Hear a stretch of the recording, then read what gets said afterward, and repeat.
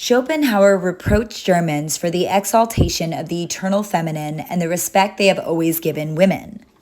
This is true since the Nordic races, the Germans, who, even though patriarchal, carry in the blood memory the memory of the sacred priestesses of Hyperborea and the cult of magic love that through millennia and centuries led to the secret initiations of amore among the Minnesangers, the troubadours of Languedoc, and the fidèle d'amore of North Italy, as well as some among the enlightened of Spain. She is the guru woman, circulating through the river of blood memory, the one who makes us wise. They recognize each other with a glance, after so long, a pilgrimage through eternity. And the troubadour begins to chant on his Orphic lute, the sounds of the musical spheres, chanting to his damna, awakening nostalgia in all beings, even the inanimate. The corruption of the divine feminine gravely impacted the trajectory of the Hyperborean masculine's journey to awakening via blood memory. For as the divine feminine, she is the key to the overall mystery. So today I want to share with y'all a stream that was inspired through a segment of the Bhagavad Gita that I spoke to before in relation to the corruption of women being the chaos point that created all evil. The stream that follows will be a channeling that was inspired after sitting with the wisdom of the Bhagavad Gita on the topic of the corruption of women. I'm reading from this channeling that came through, as it often does, in the form of automatic writing. The stream will read poetically and serve the codes that stir the Hyperborean's blood memory. And to preface this channeling, I would like to share a quote from the Magdalene manuscript. The truth unveiled, for those who have eyes to see, let them see. For those who have ears to hear, let them hear. For those who have neither, let them pass on.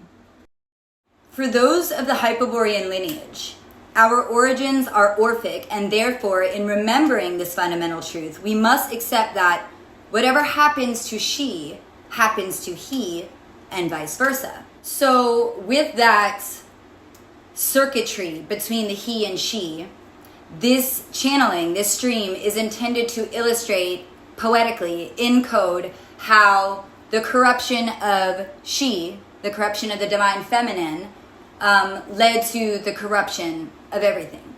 The sexual revolution of the 60s and 70s brought about the onslaught of sexual perversions that packed a giant blow to the collective Hyperborean soul. This moment in time served as a nail in the coffin in terms of the collective death of the feminine spirit.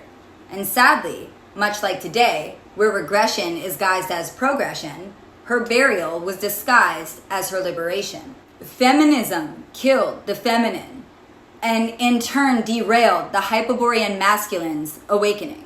Because she is his key to the overall mystery, his seeress, his priestess, who serves to guide him in recognizing all divinity and that which he is designed to serve and protect above everything. Without her gift of spiritual insight, her clairvoyance, he remains asleep, mere cattle to the enemy and his unending reign of savagery via sexual depravity. The virginal priestess is his intuition. She serves as his immortal queen, the very key to awakening his blood memory. Promiscuity corrupts her magic and therefore disables her access to the greater mystery. It is said that chastity is the fortune of the abundance of love. The majority of my life was spent in natural devotion to chastity. I have always held an internal awareness on the sanctity of sexual energy and held an inner aversion towards my peers who entirely abuse this currency via promiscuity. It was as though I knew that sex withheld a mystery that was missed by the masses entirely. I always thought the conflation between sex and love was extremely strange and grotesque, beast-like even. Porn produced within me a natural repulsion, and I couldn't understand how something so sacred has deformed into something so profane. Love, I intrinsically knew, was something most serious that would come through an initiation somewhere in time. This led me to leading a life abstained from sex all until the age of 21, where I conflated lust for love. I met the father of my child, whom I stayed with for nearly 9 years. This man was a Taurus who, like all things Venusian, packed in the harder lessons. This relationship served as a catalyst for a union that would shatter me into a million pieces, but then redirect me back to a life of abstinence. As I have come to painfully know via a chance meet of destiny, through the wisdom of Master Miguel Serrano's own words, that truly there is only one her for each him, and she has been singled out for him in some register of the universe. In the turning of the wheel, it is not always given to them to meet, but if they do manage to meet, everything must be put at stake to bring her back to life. The Hyperborean woman is naturally inclined to chastity, as she is consumed by the abundance of love for her Hyperborean he whom she has felt from the origin of beginning in her childhood garden. This memory of him primes her for the possibility of the chance meet. Only from there, the intensity of the alchemy between he and she in the age of modernity, with the naivety of missing love as an absolute concept, oftentimes instigates flight in the masculine. Again, the collective corruption of her skews the memory for him, and this puts him at a disadvantage in the rare event that they do meet. Her nostalgia of the love lost inspires her devotion to chastity, which primes her for the chance meet destiny of the Hyperborean he and she. The moral corruption of the feminine disrupts divine destiny in relation to the Hyperborean awakening, as promiscuity weakens her field, her kundalini, which is her sexual energy. And again, as the Hyperboreans are Orphic in nature, the he and she work in a circuitry, and so the corruption of her inevitably corrodes the divine masculine in mind, body, and soul. Now, here in this spiritual deficiency, the Hyperborean he and she fall prisoner to the entrapments of the enemy. There are 2 shackles with which the demiurge of Satan has bound the prisoner and from which the vira must break free to be free. Sex as a suitable means for the reproduction of demiurgic food, and rational thought as the illusory tool of the representations of his will to power, a mere reflection in the brain of his mechanical universe, also illusory, and where men are allowed to contemplate the demiurge of Satan, praise him, and even to identify himself with men who are made in his image and likeness. The agent of the first shackle are the sexual organs appearing late in the archetype form of earthly man. The second agent is a cerebral cortex emerging with the sinking of the archaic brain, synchronistically with the disappearance of Hyperborea. Both shackles must be broken, overcome, reintegrated, because neither does love need the sexual organs, nor do we reach the knowledge of oneself through reason or rational thought. The demiurge Satan has been able to corrupt Kundalini, the power of Odin, Odil, by mimicking it with the libido. Coiled around the roots of the great tree in the Swadhisthana chakra, which has been forced to form sexual organs in the body of animal man and every animal and plant. But he has done so reluctantly, so to speak, since he has shaped organs that also serve for other things and fulfill 2 necessities at the same time, and aggregate coarse forms in such a way that they can also divert the magic path of love and cause the mind to become clouded over. As for the power of Odin, as creative thought of forms in life, as truth, as regards Adel, Odal, Odil, the demiurge Satan has hindered, obscured, and hidden Odin's power with the calculus of mechanistic rational thought, which is centered in the cerebral cortex. Because love is not expressed through physical organs of sex, nor is thought idea, thinking without thinking, remembering without memory, nor is the creative thought of worlds found in the cerebral cortex, but in the mind of the Divya. His instrument is the archaic brain, earthly dwelling of the runes, made invisible by the palimpsest of the demiurge Satan, lost at the bottom of the sea covering Hyperborea. The weaponized Kundalini, aka the libido, is how the enemy utilizes sexual energy, Kundalini, as a form of weaponry to entrap the Hyperborean he and she into lower densities of carnality, where love is seen as something that is a mere animal instinct to satiate your carnal desires. Right? This entrapment is it puts the Hyperborean he and she in a position where they are easier to control, right? They hold no sovereignty when they are manipulated via their sexual currency, aka the Kundalini, right? The libido is a form of sexual weaponry that the enemy uses to ensnare and entrap the Hyperborean he and she, preventing them from crystallizing their divine love story, which is the key to an Aryan victory. A rational mind will never hold the capacity to even perceive of the Hyperborean love alchemy, as this is the highest and holiest magic. This spiritual deficiency for the Hyperborean he further locks him into lower densities of carnality, where his quest for her is skewed entirely. This spiritual tragedy further divides the Hyperborean he and she, trapping him into perverse arenas of sexuality that continuously inundate the Hyperborean masculine with grotesque imaging of the feminine. She becomes a mere imitation, a mockery of she in who he truly seeks. This distortion of her destroys the magnetization to her as he begins to feel unworthy of her higher essence. So even in the rare fate that he does have the fortune of experiencing the chance meet with his Orphic flame, aka Hyperborean she, he almost always rejects the union through the subconscious confusion he feels towards the divine feminine. He then chooses Eve over Lilith, right, the earth woman, because she's more easy and doesn't present the challenge of this high Hyperborean alchemy. As without the memory of her, through the corruption of her, for him, love is now seen only carnally. Eve is the woman of earth. She is the external woman of the Kali Yuga, separate from him. There is no thread binding them. There is no divine order in the union. She does not swim in his blood. Lilith is his Valkyrie, his priestess of magic love. She is the eternal feminine who has been destined for him by some mysterious register of the universe, and no one could ever compare throughout all space and time. If he does not see her in everything, she is not his interior beloved. If the force of her does not instigate a sort of fear within for what's to come with the alchemy of the union, she is not the she who flows in your blood. She is Eve, the woman of mere physicality. The love of amore with the masculine's true beloved produces an alchemy that shakes and disintegrates all debris within the field of the Iron Man. It is a love that is linked to the end of time prophecy, as it's the love that ends the age and births the new earth golden dream. She is his key to severing his chains to the illusion. The love with Eve is a product of Maya, that which is all too human.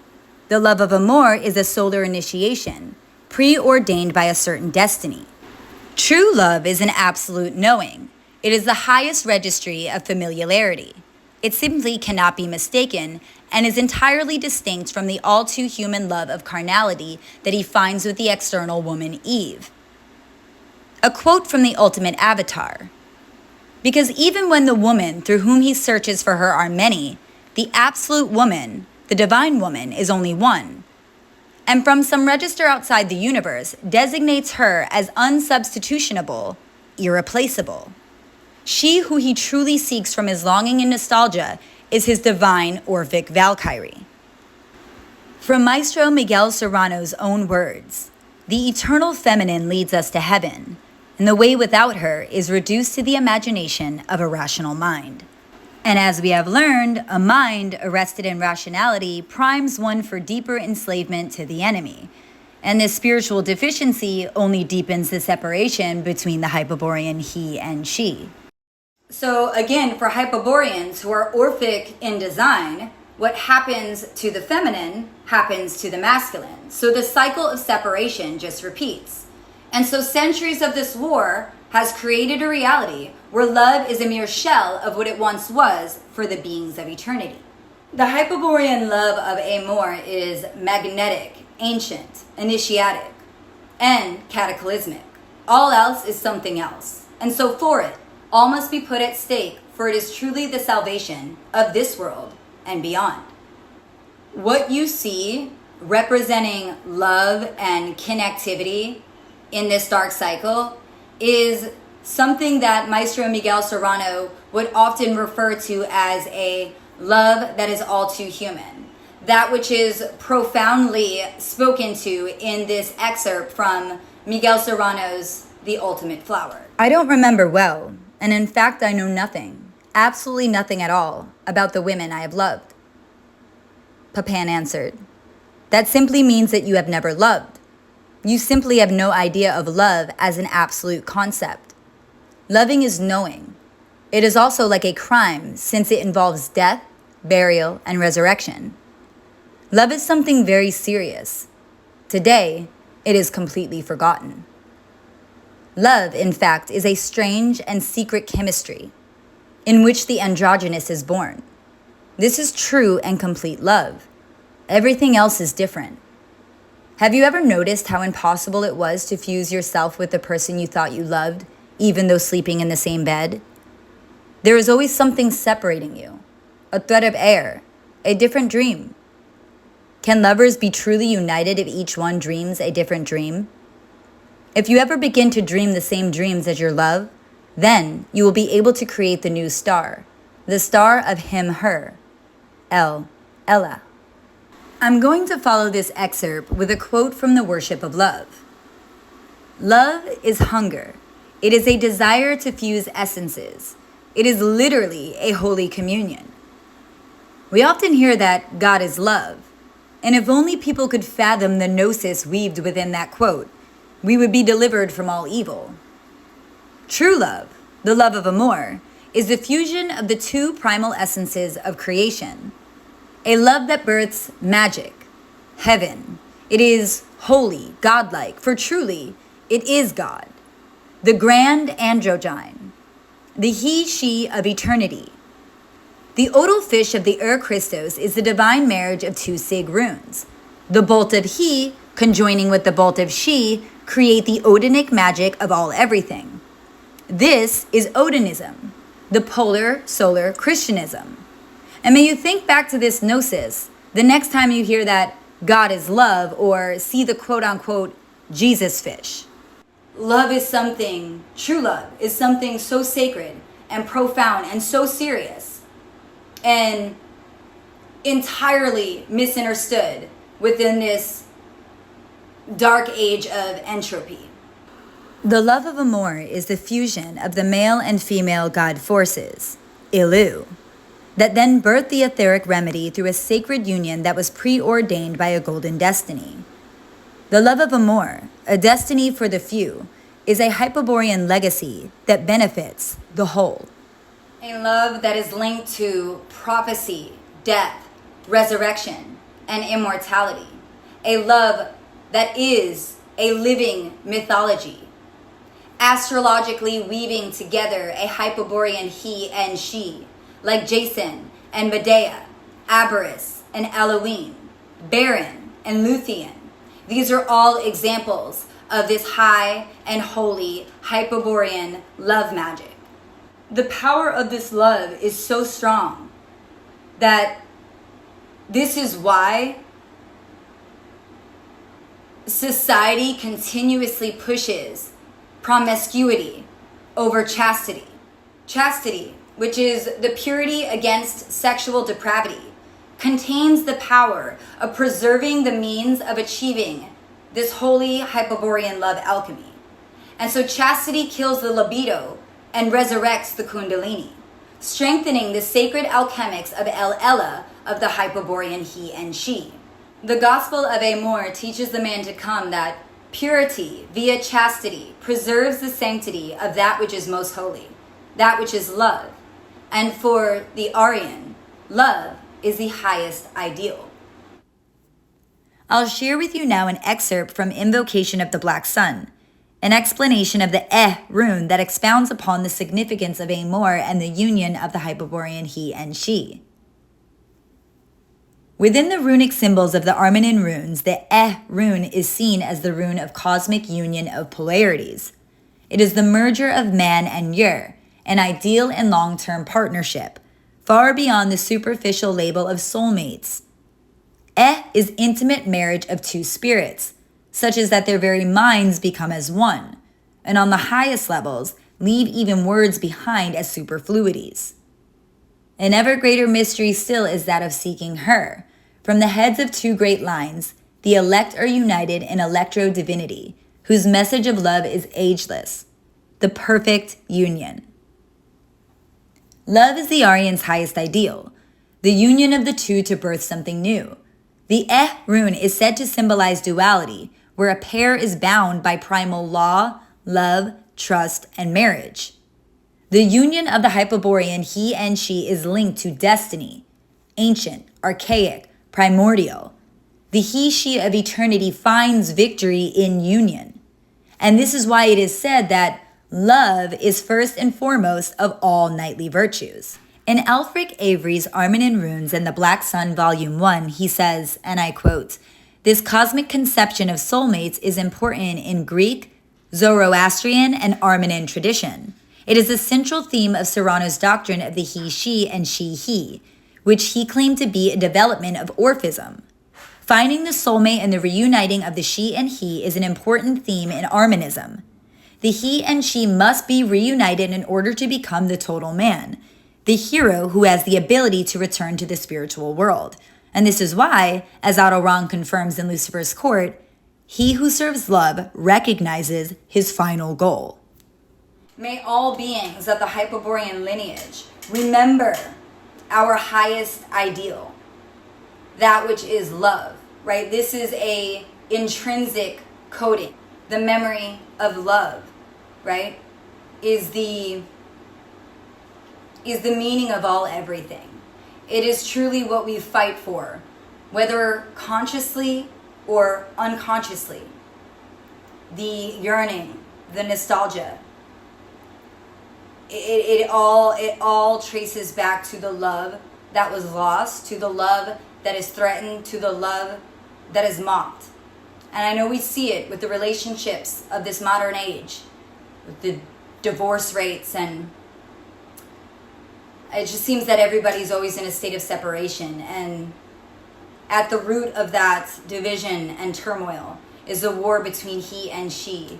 And the war between he and she is due to the corruption of the divine feminine, which led to the corruption of all everything.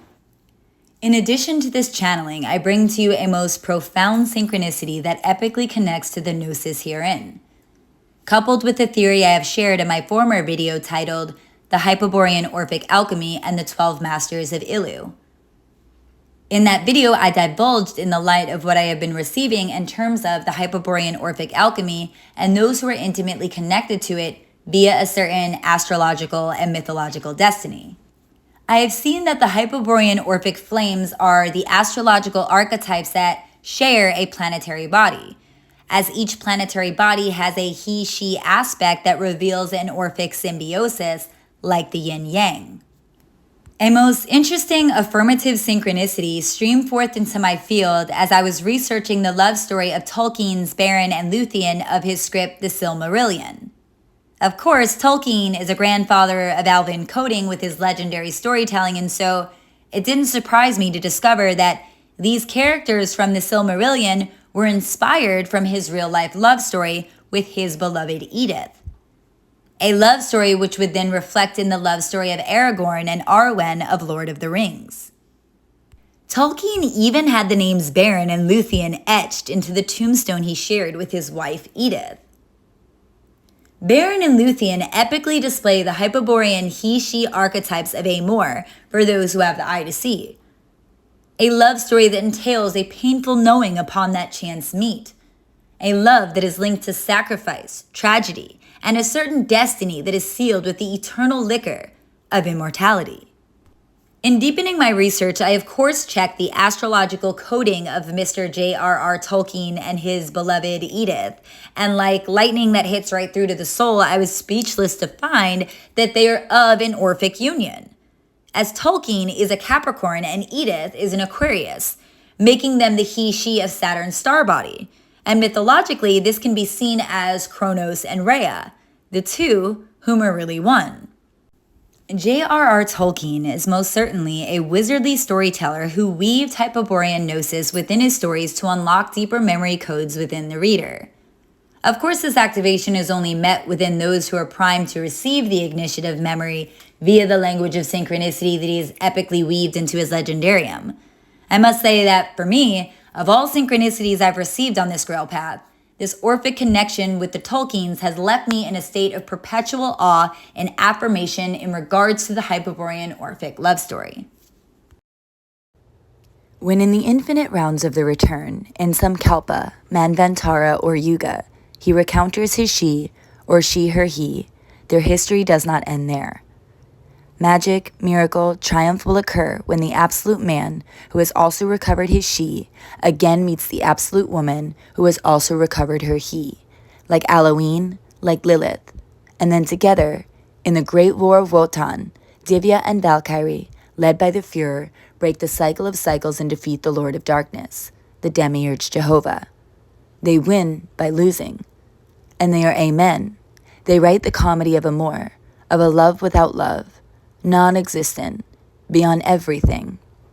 Through other spaces, other eternities, those who initiate the adventure together, the war, the drama, return to join as comrades, like diamonds, beyond the stars and galaxies, beyond the most distant stars, to return to separate themselves and join together once again.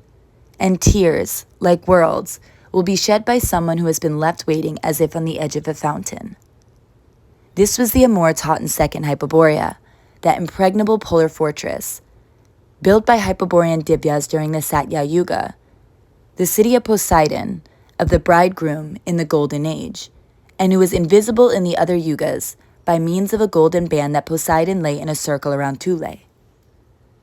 The split of he and she, the breaking of the Orphic egg, Hyperborean, had war for its reason, separating itself to be able to enter into combat in a universe divided in pairs of opposites, corrupted by the demiurge Jehovah.